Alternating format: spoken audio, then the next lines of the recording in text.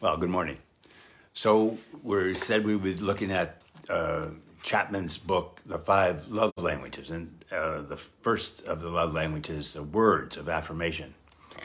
And within that language, words of affirmation, there are many dialects. So he talks about four. He talks about verbal compliments, encouraging words, kind words, and humble words. Right? And he'll say there's probably other dialects, but those are the four he sort of focuses on. So, verbal compliments. So, verbal compliments are words of appreciation, are powerful communicators of love. Words of affirmation are just that. You're letting your partner know that you appreciate them for what they do for you, period.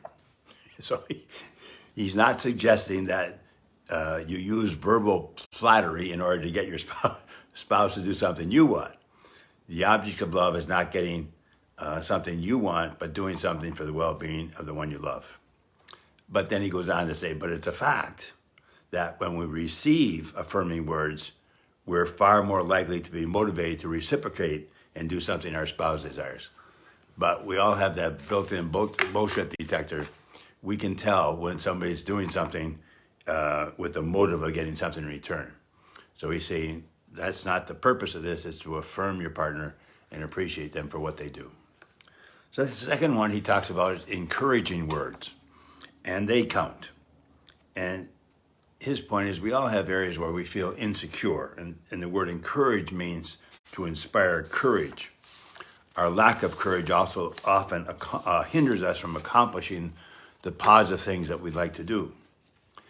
And a big one for me, if I go back 35 years, when I first applied to the Imago Institute, you know how you have certain criteria you have to qualify in order to actually even apply.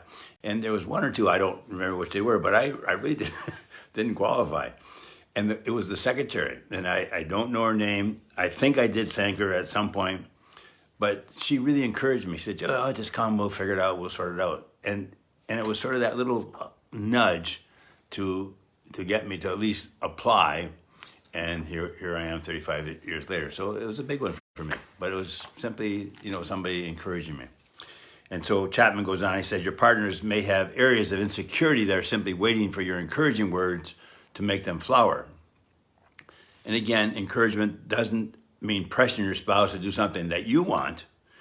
Encouragement requires empathy and seeing the world from your spouse's perspective. So we must first learn what is important to our spouse. And I'm quoting him here, with verbal encouragement, we are trying to communicate, I know, I care, I'm with you, how can I help? We're trying to show that we believe in him or her and in his or her abilities. We are giving credit and praise. So words of encouragement. The third dialect he talks about are kind words. And he says another key to communicating love verbally is the way we speak, because often it's true, isn't it? How we say something is more important often than what we say. And he goes on to say it needs to be said in a kind way. Love doesn't keep score of wrongs. Love doesn't bring up past failures. None of us are perfect. Forgiveness is the way of love. And quoting Chapman, he says, forgiveness is not a feeling, it's a commitment. It's a choice to show mercy, not to hold the offense up against the offender. Forgiveness is an expression of love. I love you, I care about you, and I choose to forgive you. Those are the words of affirmation expressed in the dialect of kind words. And the last one he talks about are humble words. Love makes requests, not demands, he says. When you make a request of your spouse, you are affirming his or her worth and abilities. When, however, you make demands, you have become not a lover, but a tyrant. Your spouse will feel not affirmed, but belittled. A request creates the possibility for an expression of love, whereas a demand suffocates that possibility.